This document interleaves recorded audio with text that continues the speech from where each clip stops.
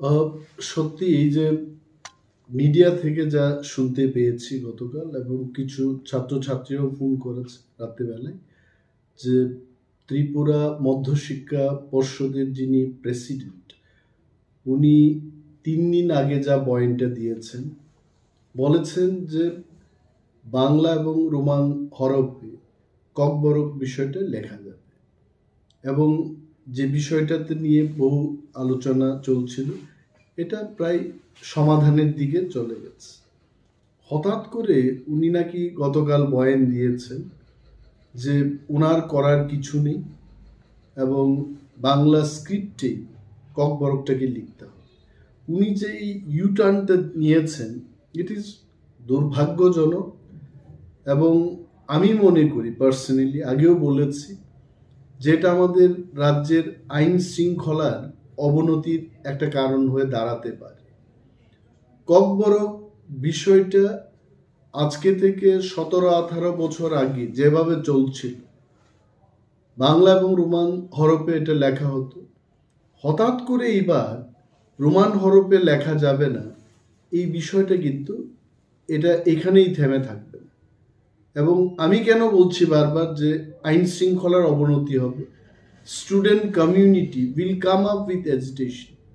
আন্দোলন হলে কি হবে? স্ট্রাইক হবে, বন্ধ হবে, এক জায়গার মানুষ অন্য জায়গায় যেতে পারবে না, ব্যবসা বাণিজ্যের ক্ষেত্রে, মানুষের দৈনন্দিন জীবনে এটা কিন্তু তার একটা এফেক্ট, ব্যাড এফেক্ট চলে আসবে। তো আমি as a leader of opposition এখনো বলছি যে এই বিষয়টাকে মাননীয় মুখ্যমন্ত্রী, যিনি ওই দপ্তরেরও মন্ত্রী, ওনাকে দেখা উচিত। No one should play wrong politics with this. কারণ দিনের শেষে আমি বলছি একটা কথা, যে কিছু একটা যদি হয় ত্রিপুরাজ্যে, the first man who will be blamed is CM doctor Manik Saha.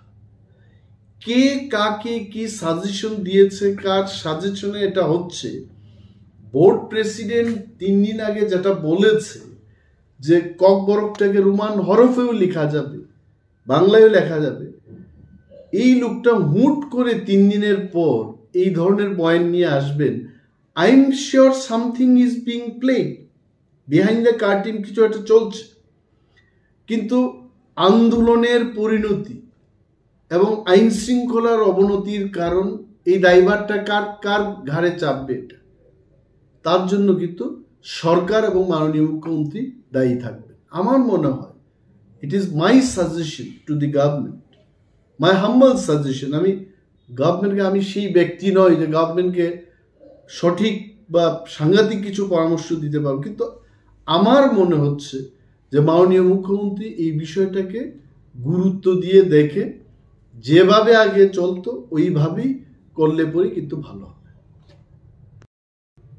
প্রথম ব্যাপার হচ্ছে যেটা আপনি জিজ্ঞেস করেছেন, যে আমাদের এখানে কোনো ইনফ্রাস্ট্রাকচার নেই। এই ব্যাপারে কিন্তু আমি আগেও বলেছি, 17 বছর ধরে রোমান স্ক্রিপ্টে যারা লিখছে তাদের পেপার কারেকশন হচ্ছে।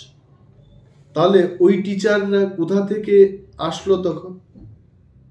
এই 17 বছরের যে ধারাবাহিকতা, এটাই প্রমাণ করছে যে আমাদের কাছে ইনফ্রাস্ট্রাকচার রয়েছে। এবং ত্রিপুরায় এমন কোনো টিচার নেই, আমি দায়িত্ব নিয়ে বলছি, ত্রিপুরায় যারা পড়াশোনা করছে সিবিএসসি থেকে, ক্লাস 1 থেকে ABCD পড়ানো হয়ে থাকে, রোমান স্ক্রিপ্ট কেন জানবে না? 1 নম্বর। 2 নম্বর, এই যে সিবিএসসির লেটারের অপেক্ষায় আছেন এবং সেই কারণেই TBSC সিদ্ধান্ত নিতে পারছে না, উনি এটাই তো বলেছেন। My question to the board president is TBSC running on the instruction of CBSE? TBSC is a state subject, এটা রাজ্য সরকার কর্তৃক নিয়ন্ত্রিত। এবং যদিও শিক্ষার ব্যাপারটা এটা not only state matter, not only central গভর্নমেন্টের ম্যাটার, এটা কনকারেন্ট লিস্ট, অর্থাৎ রাজ্য সরকার এবং কেন্দ্রীয় সরকার শিক্ষানীতি তৈরি করে থাকে। Both the government, they consult each other and do. But Kokborok being the language only in Tripura, এই ব্যাপারটা কেন্দ্রীয় সরকারের চাইতে রাজ্য সরকার আরো ভালোভাবে বুঝছে, এবং ককবরকটা তো আর কোথাও করা হয় না। টিবিএসসির স্বতন্ত্রতা এবং তার সিদ্ধান্ত নেওয়ার ক্ষমতা রয়েছে বলেই 17 বছর 18 বছর ধরে এই ককবরক সাবজেক্টটা বাংলা এবং রোমান স্ক্রিপ্টে লিখে আসছে ছাত্রছাত্রীরা। তাহলে কেন সভাপতি বলবেন যে এই বিষয়টার জন্য সিবিএসসির চিঠির উত্তরের অপেক্ষায় থাকবেন?